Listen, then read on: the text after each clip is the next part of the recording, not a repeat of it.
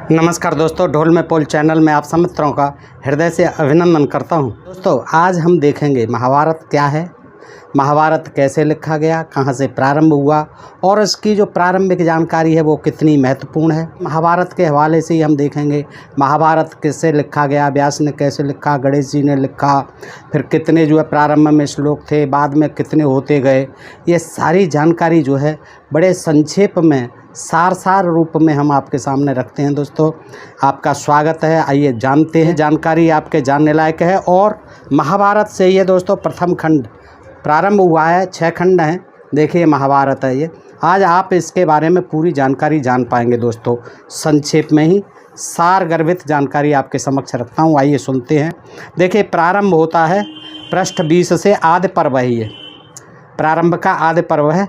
और 20 में से लेते हैं हम, तो इसमें क्या है कि व्यास जी जो है इसको लिखने का मन बना रहे हैं। पुण्य हिमवत पादे मध्य गिरगुहालय विशोध्यम देहम धर्मात्माम दर्भ संस्तरम आश्रित।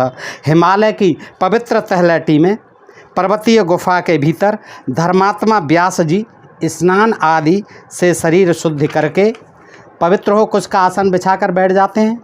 उस समय नियम पालन पूर्वक शांत चित्त हो, वो तपस्या में संलग्न थे, ध्यान योग में स्थित हो। उन्होंने धर्म पूर्वक महाभारत इतिहास के स्वरूप का विचार करके ज्ञान दृष्टि द्वारा आदि से अंत तक सब कुछ प्रत्यक्ष की भांति देखा और इस ग्रंथ का निर्माण किया।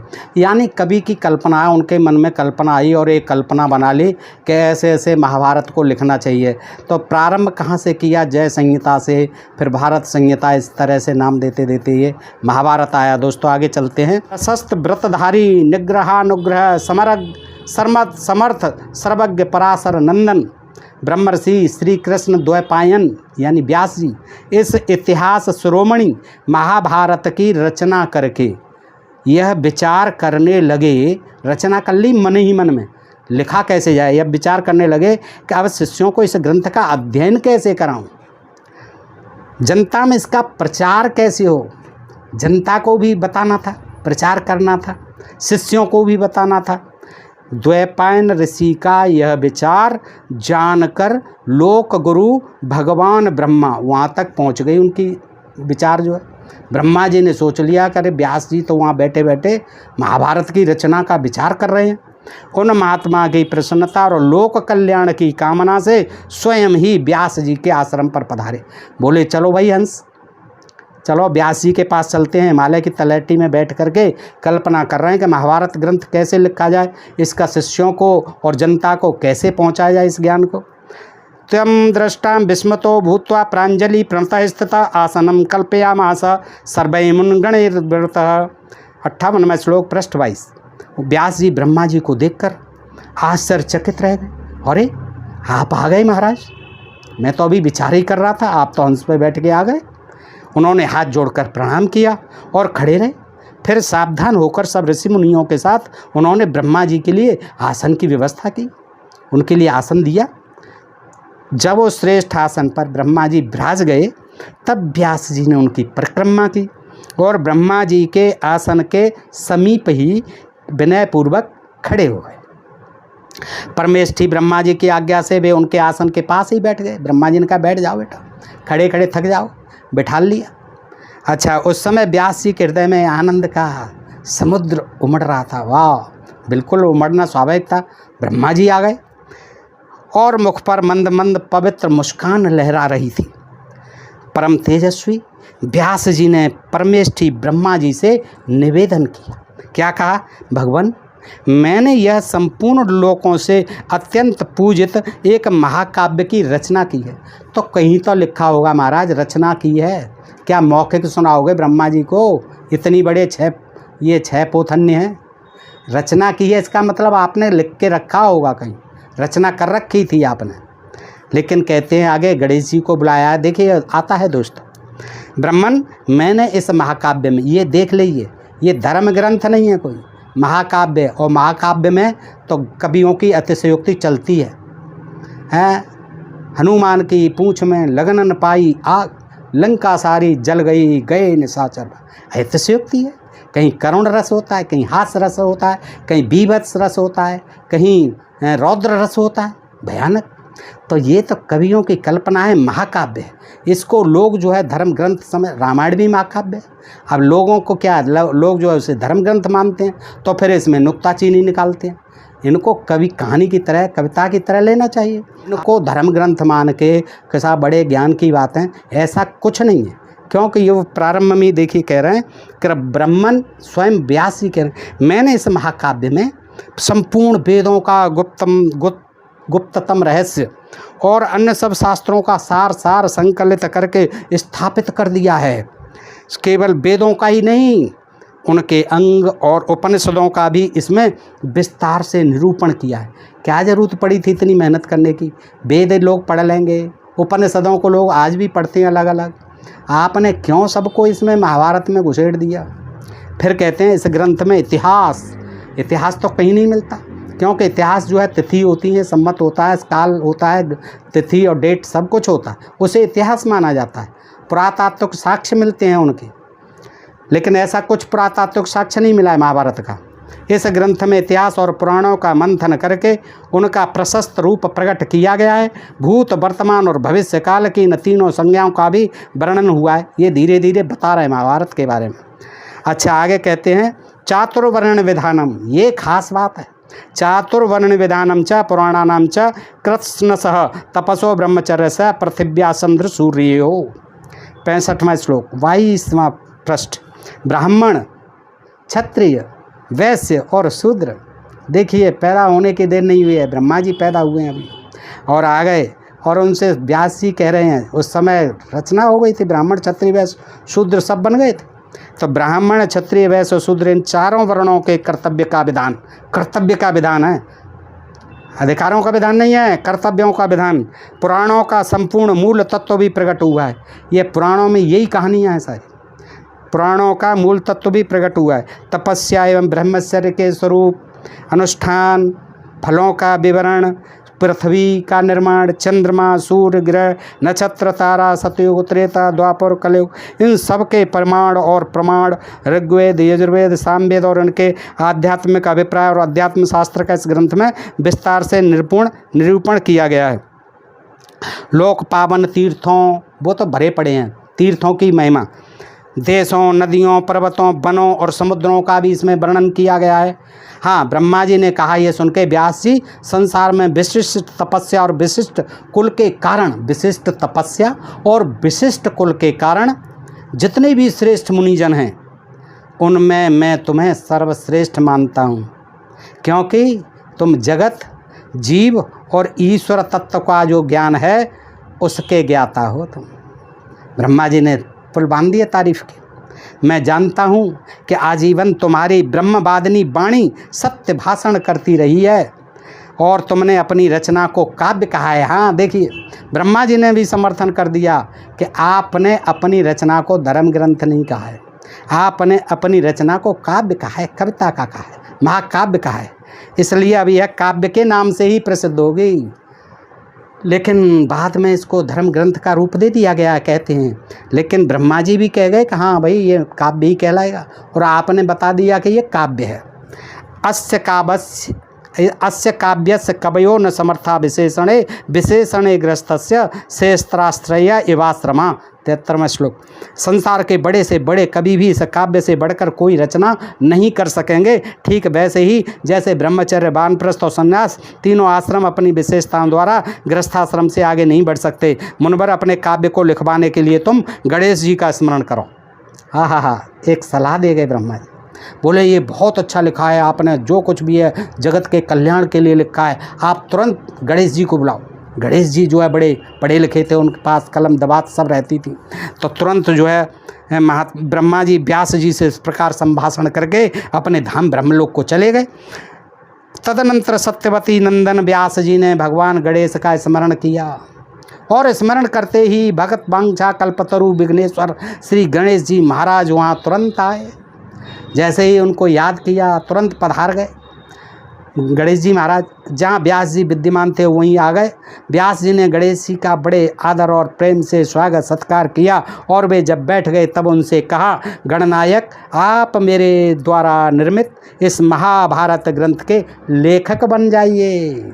मैं बोलता जाऊंगा, आप लिखते जाइए, मैं बोलकर लिखाता जाऊंगा। मैंने मन ही मन इसकी रचना कर ली है। यह सुनकर विघ्नराज श्री गणेश जी ने कहा, व्यास जी, यदि लिखते समय क्षण भर के लिए भी मेरी लेखनी न रुके तो मैं इस ग्रंथ का लेखक बन सकता हूँ।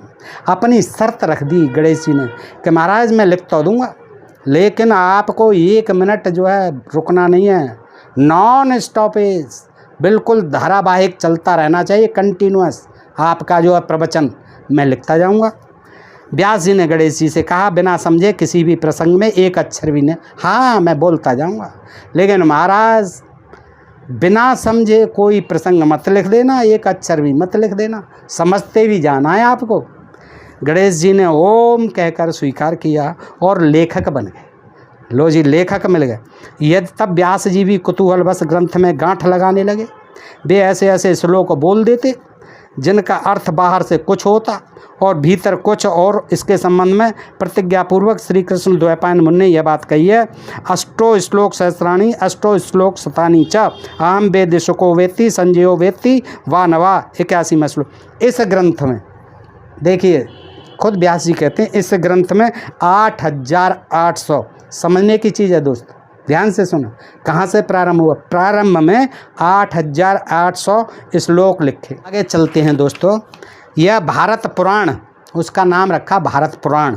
भारत पुराण पूर्ण चंद्रमा के समान है, जिससे श्रुतियों की चांदनी छिटकती है और मनुष्यों की बुद्धि रूपी कुमुदनी सदा के लिए खिल जाती है। यह भारत पुराण एक वृक्ष है। प्रारंभ में नाम भारत पुराण एक वृक्ष है। इसके स्वाद पवित्र सरस अविनाशी पुष्प तथा फल हैं और शक्तिशाली धर्मात्मा श्री कृष्ण द्वैपायन व्यास ने अपनी माता सत्यवती और परम ज्ञानी गंगा पुत्र भीष्म पितामह की आज्ञा से विचित्र वीर की पत्नी अंबिका आदि के गर्भ से 3 अग्नियों के समान तेजस्वी 3 कुरुवंशी पुत्र उत्पन्न किए, जिनके नाम हैं धृतराष्ट्र, पांडु और विदुर।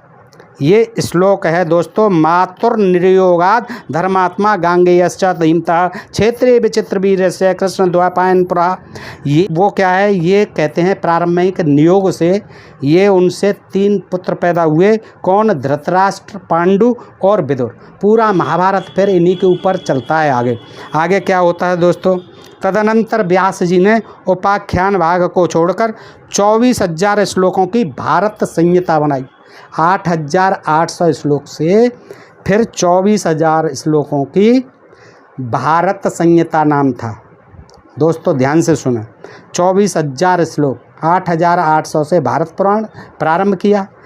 ये अनेक जो है समय समय पर ब्राह्मणों ने लिखते गए व्यास जी का नाम रख करके। और वैसे तो व्यास एक उपाधि है। जो भी आप देखते हैं आजकल कथावाचक आदि हैं, व्यास ही कहते हैं अपने आप को। तो जो भी कथा पढ़ता है वो व्यास लिख देता है और व्यास जो है उनको भी बता दिया गया है। तो ये जो है इस तरह से पहले 8,800 लिखे गए, अब जो है 24,000 श्लोक से भारत संहिता नाम दे दिया गया, जिसे विद्वान पुरुष भारत कहते हैं, भारत संहिता या भारत कहते हैं। इसके पश्चात महर्षि ने पुनः पर्व सहित ग्रंथ में वर्णित वृत्तांतों की अनुक्रमण का यानी सूची का एक संक्षिप्त अध्याय बनाया, जिसमें केवल 150 श्लोक हैं। व्यास जी ने सबसे पहले अपने पुत्र सुखदेव जी को इस महाभारत ग्रंथ का अध्ययन कराया। तदनंतर उन्होंने दूसरे सुयोग्य अधिकारी और शिष्यों को इसका उपदेश दिया। उसके 30 लाख श्लोक तत्पश्चात भगवान व्यास ने 60 लाख श्लोकों की एक दूसरी संहिता बनाई। अब सोचिए आप, 8,800 से 24,000 हो गए, 24,000 से फिर कहते हैं षष्टिम शत सहस्राणी चकार्याण्याम संहिताम 105 पृष्ठ 25 पे कि तत्पश्चात भगवान व्यास ने 60 लाख श्लोकों की एक दूसरी संहिता बनाई। देखिए दूसरी संहिता ये थी जय संहिता। इसके बाद जो है जिसे भारत संहिता भी कहा गया। ये जो है इसके बाद उन्होंने 60 लाख श्लोक लिखे। अब उनको कैसे डिवाइड किया, उसके 30 लाख श्लोक देवलोक में चले गए, वहाँ भेज दिए। देवलोक देवता पढ़ेंगे 30 लाख श्लोक, पितृलोक में 15 लाख पितर पढ़ेंगे 15 लाख, और गंधर्व लोक में 14 लाख श्लोकों का पाठ होता रहता है आज भी। ये जो है इस तरह से उन्होंने 30 लाख और 15 45 और 14 लाख अब ये हो गए, है ना। अब इसमें से क्या है, 60 लाख में से 1 लाख बचे, 59 लाख तो भेज दिए। इस मनुष्य लोक में 1 लाख श्लोकों का आद्य भारत ब्रैकेट में महाभारत, इसको जो है 1 लाख श्लोक जो रह गए 60 लाख में से, ध्यान दीजिए दोस्तों। 30 लाख कहाँ भेज दिए, देवलोक में। पितृलोक में भेज दिए 15 लाख, आप पितरों आप पढ़ो, 30 लाख पढ़ो। और गंधर्व लोक में 14 लाख भेज दिए, गंधर्व आप पढ़ो, आनंद लो। अब 1 लाख रह गए, वो हमारे लिए रह गए, मृत्यु लोक के लिए, मनुष्य लोक के लिए। मनुष्य लोक में 1 लाख श्लोकों का आद्य भारत महाभारत प्रतिष्ठित। दोस्तों ये बहुत गंभीर जानकारी है, आज तक आपको नहीं मिली होगी, और मैं महाभारत के हवाले से दे रहा हूँ। पृष्ठ 25 पर देवर्षि नारद ने देवताओं को और असित देवल ने पितरों को इसका श्रवण कराया। सुखदेव जी ने गंधर्व यक्ष और राक्षसों को महाभारत की कथा सुनाई।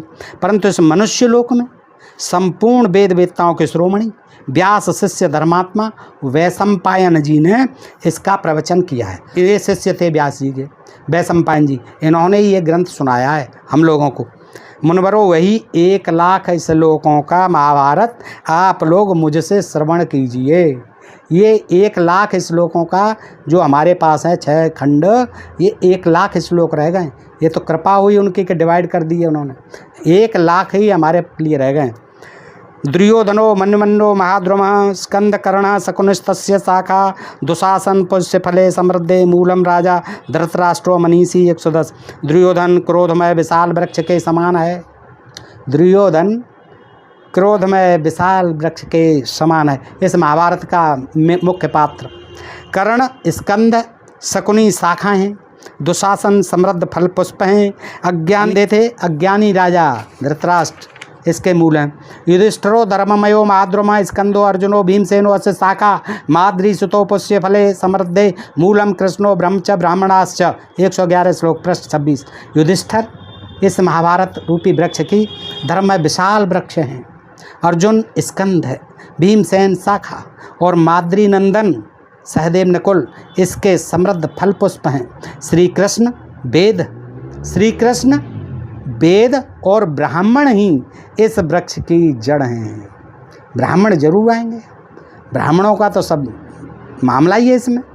तो श्री कृष्ण जी का भी है, उन्होंने तो कुरुक्षेत्र का मैदान ही रक्तपात करा दिया। और वेद, अब वेद तो आने ही आने हैं, ब्रह्मा जी के मुख से निकले हैं। तो श्री कृष्ण वेद और ब्राह्मण इस वृक्ष के महाभारत रूपी वृक्ष की जड़ हैं।